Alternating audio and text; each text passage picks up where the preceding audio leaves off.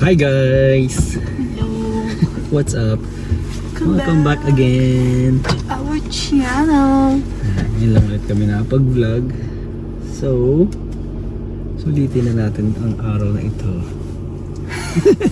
Lahat na i-vlog na yan. Tara. Yeah, may pupuntahan lang tayo ngayon mga lugar. For ano siya, mga event places. Yeah. Tingin muna kami ng mga event space.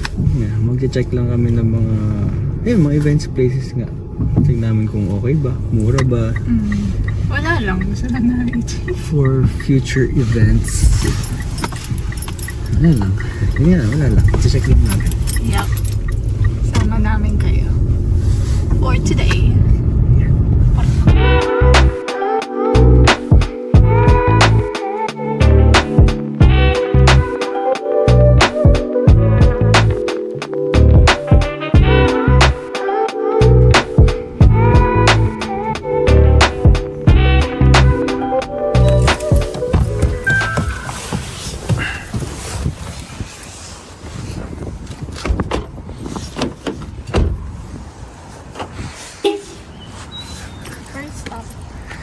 Dito kami ngayon sa Mississauga Valley. Doon daw, layo ng pinag-parkingan nitong babaeng to. Mississauga Valley lang. 10 minutes away from our home. Check lang muna ng isang events place. Ang murang events place. Mga community center kami titignan natin. Ay, kasi yun ang mura.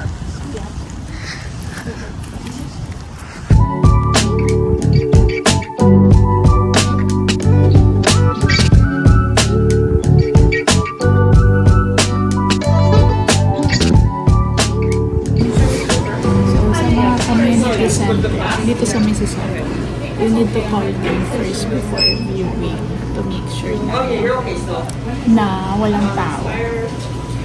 Yeah. Yeah. So, Kasi hindi pwedeng pumunta kayo dito bigla. Tapos gusto nyo lang mag-check. Yeah. Kasi yun nga, may mga nakaschedule.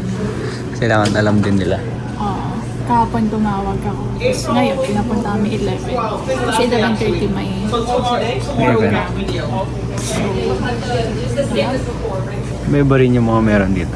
Fitness. Meron mga event din. Ayan. Check na muna kami guys. Kasama namin sa mga operations. Para ituro sa amin kung saan yung kwarto.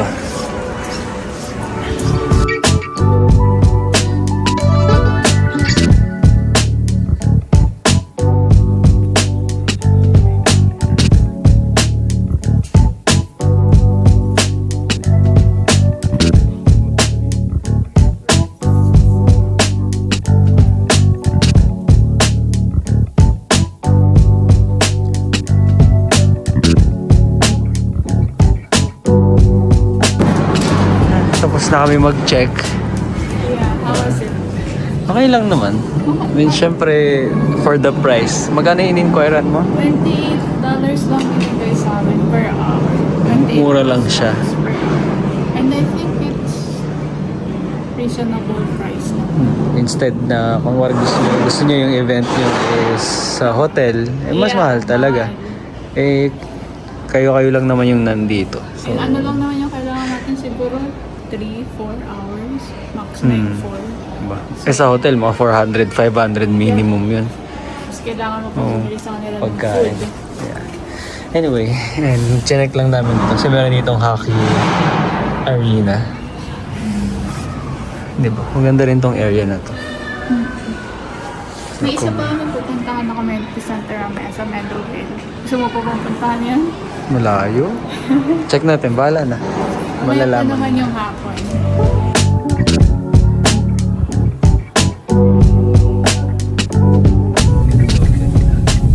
Oh yeah, ikot na. Naaya pa. Kakauwi na. Kasi madaling mabudol to eh. Hindi kasi kailangan ko din ang moisturizer eh. Kasi may sinad sila Angel sa group chat. Diyan lang sa akin 5 minutes away. Actually 4 minutes lang ganyan. Parang, ewan ko kung ano yun, basta mga murang stuff. Tara na. Kakabalik lang namin sa bahay, tapos sakay ulit ng sasakyan. Okay, tingnan natin kung anong meron doon. Ito kami nabudol. Yan na. Yan. Kaya mo yung bit-bit niya. Ano yung bit-bit mo? Wala, mga laruan lang. $5, $6 Yeah. na. Then, ito din sa akin. Kailangan ko ng moisturizer. Yun lang talaga. Yun lang. Yung kanila. Isang basket. Hello guys, we're back. Pero ako na ang passenger princess. Okay. So, pupunta tayo sa second location na i-check namin for venue. So, yeah. Actually, late na kami. May Dixie. Yes, Dixie. Yeah, 1 p.m. yun. 1 p.m. na. Yes. Kasi naligo muna kami. Kung mapapansin nyo from itsura namin kanina at ngayon, bagong ligo na kami ngayon. Doon yung suot. Yes. So, punta kami doon. Tapos pakita namin sa inyo. Hindi ko alam kung pupunta pa kami doon sa pangatlong dapat ito-check namin. Pero feeling ko Malayo kasi. baka hindi na. So, yep. Pakita namin sa inyo later. So may pag-uusapan din pala tayo, guys. Feeling ko lang, we owe you guys an update. Yes. Hindi na kami, ang tagal na namin since nag-update about our status Oo. sa work permit namin, ganyan. And all that. Puro ano na lang, puro life update, puro gala. So, Ito ba? update tayo ngayon. Ang update is, walang update. Yan, kaya hindi kayo nag-update kasi walang update. Pero anyway, ano pa din kami, maintain status, both of us. For 7-8 months. 7 months. 7 months this April. First week of April. So until now, wala pa ring decision. And yeah, we tried contacting them pero wala din naman nangyayari. So better na siguro. Hintay na lang talaga. Kasi may mga nakikita rin ako sa Facebook na ginawa mas nag-reach out sila. Mas madalas silang tumawag. Mas nag-email sila. Nag-respond naman pero wala pa rin talagang update. Oo. Tapos may mga na-approve naman na on a later date bukod sa mga mas mabilis mga approve ng December, January. Oo. May mga na-approve na ng March, April application last year. May. Yeah. And may nakikita rin ako, I think few days ago, August naman na yung na-approve. So, September kami. So, baka malapit-lapit So, na sana. Kung ganun yung ano nila, so baka sunod, baka malapit na rin. Yan. Kasi 7 months na rin kaming maintain status. Expired na yung nandun sa papel originally na date.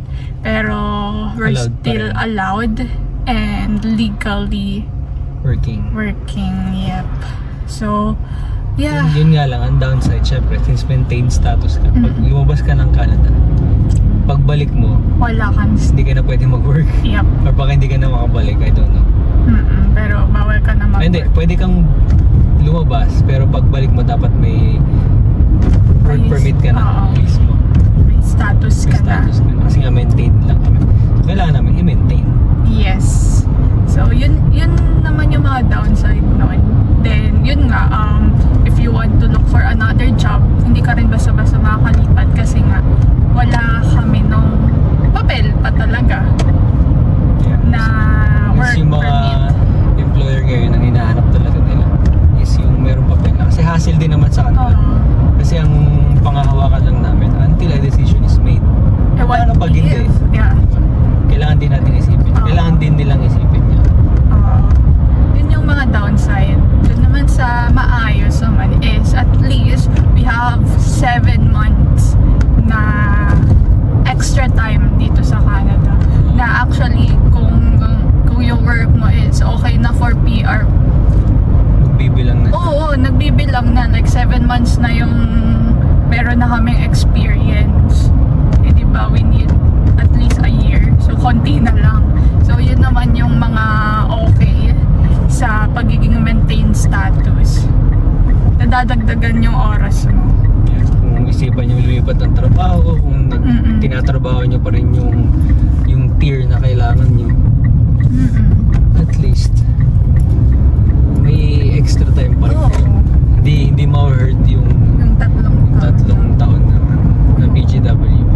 So, mangyayari, ma-approve na kami, 3 years PGWP plus itong ilang months na extra. Diba? Yun yung brighter side. Tuloy-tuloy pa din. Yes. Ganun talaga. May mga kakilala kami na approve na, may classmates kami na approve na, may classmates din kaming hindi pa. So, hindi natin alam. May mga klase kaming na-approve right away. Ilang Months. 2 months lang ba? Ganun lang. Same time kami nag-apply. Yep. Tapos sila yung nauna. So, hindi namin lang paano ba talaga gumagalaw si IRCC sa pag-approve. Oo, hindi natin sure. So, kailangan lang talaga natin is patience. Yeah. Kaya Tagang sa hintay ngayon, lang. sa ngayon naman, nag-work naman yung tawag na, yung current against us. I don't know. So, parang pabor naman sa amin. Parang gano'n. Yung ibig ko sabihin. Pabor naman sa amin yung mga nangyayari. Kasi syempre, we're still trying to figure things out, especially sa work. So, mas okay talaga. Sa totoo lang, mas okay na wala pa. Kasi pag nandito na, tapos hindi pa kami in place para sa PR. Parang ang hirap ng gumalaw. Yes. Yung ngayon. Pero may time rin naman, syempre, hindi mo mapipigil lang mag-isip na ayun, ba't ang tagal na yun nung nangyayari. Yung nga ganon, which is, I think, normal lang naman kasi sa mga, parang temporary resident na mag-isip ka about your status. Pero as long as na legally okay pa tayo dito sa Canada magstay at mag-work, so okay yun. Yeah. Right. Dito na kami sa next location. May Dixie. Ano to? Parang event space na? Ay, ito na pala. Siya. Pasukin na natin. Pasukin na natin yan. This is a space. It's well lit. It's got lots of lighting in it. All my lights are in dimmers. Okay? So then you can obviously allow yourself to see it which way or the other. The furniture you see here could be removed or it could be moved or just taken out completely. One of two things is that you see the space as is right now. Off what your foods are going to be looking like.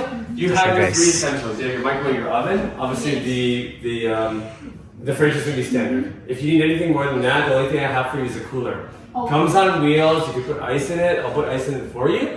Lock, that's my washroom, okay? So the washroom's gonna be split there. This is just my room for now, I don't mind the mess. This is the additional room.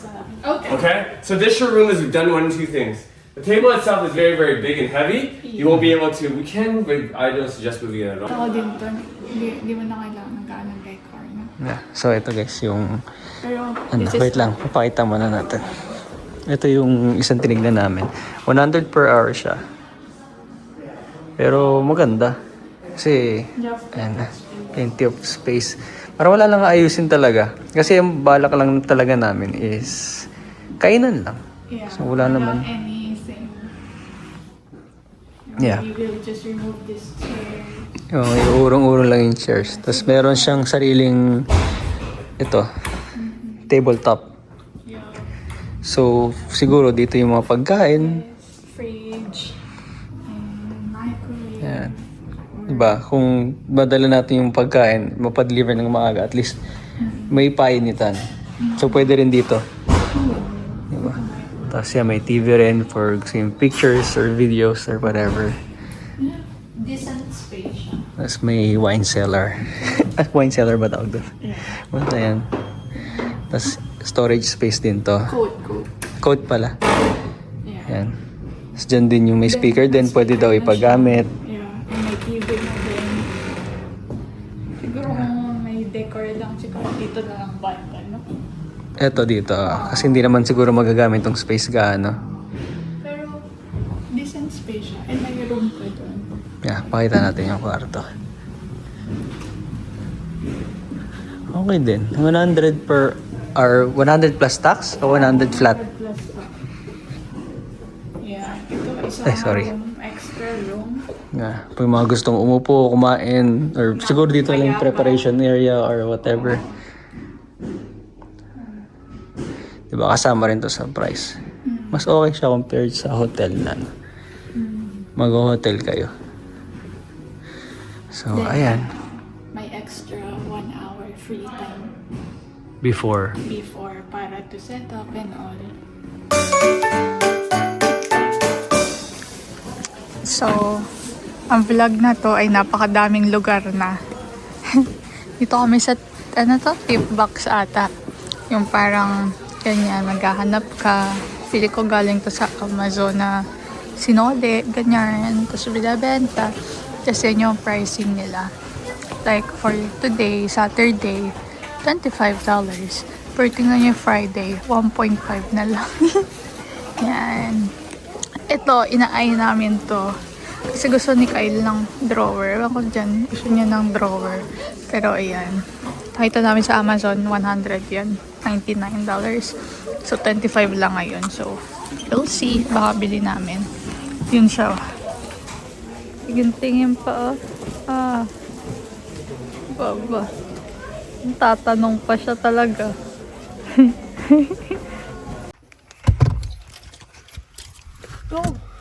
Ikaw nga, true. Nakauwi na kami guys sa wakas. After all Ang dami naming pinuntahan ngayon na hindi naman kasama sa plano. Pero, yeah. Yeah. Kumain. Ano yung ginawa natin kanina? May chinek lang, sinamahan lang namin sila Troy and Angel. May chinek lang dun sa parang, warehouse. Something na, mga murang bilihan. Yeah, tapos kumain. Tapos katabi ng kainan namin, ano pa yan? Top beans ko. Ito. beans. Tapos nakita namin yung top beans. Yun yung ito yung mga sinoli sa Amazon, mga ganan. Mga kinuha lang sa harapan ng bahay. Yan, so punta din kami doon. So, nabudol na naman tayo doon. Yeah. Tapos, Sulit doon kasi ito lalo na ako, yun nga sipin nyo lang, pumunta kasi kami ngayon, Sabado, so 25. lahat $25. Bukas, 15 na lang. Kahit anong mapili mo doon, kahit maliit lang or kung anong makita mo magandang malaki. Yup. Sila Troy nga may nabili sila, Alexa. Echo Dot ba yun? 25 lang din. Pero mahal din yun sa. Kami naman, table. Ay, hindi. Parang drawer. side table Oo, siya na something. 99 ko nakita sa Amazon. 25 lang nakuha. Tapos meron din isang monitor. Isip namin, pag hindi naman namin na, nagustuhan, di benta namin as is. Brand new. May kukuha niyan. Ano lang, dapat matyaga ka lang talaga Tsaka maghanap. maghanap. Kasi puro box doon. Yung iba, hindi mo alam kung ano yung nasa loob. Pero nakita ko, pwede ipabukas kasi meron nagpabukas doon. Pero bawal ikaw yung magbubukas. Kailangan ipapabukas mo para iti-tape ulit nila. Kaya pala yung iba naka-tape nang hindi maayos. Kasi binuksan muna Yeah, maybe. para makita. Yeah. So, tyagaan lang din sa paghahanap. And swertihan. Paunahan talaga. Yeah. Yun yung nakakatuwa dun sa ganun. So, yun yung mga unexpected na napuntahan namin for today. Pero yung kaninang umaga, yung pagtingin ng mga event space, yun, dalawa lang yung pinuntahan na namin. Di na namin pinuntahan yung pangatlo kasi feeling namin okay na kami din sa dalawa and medyo malayo rin. So, yun. So, kwento na lang namin sa mga susunod na vlog kung bakit kami naghanap ng event space. Pero yep, sana nag-enjoy kayo sa video na to. Don't forget to comment, like, and subscribe to our channel. Until next time guys, bye!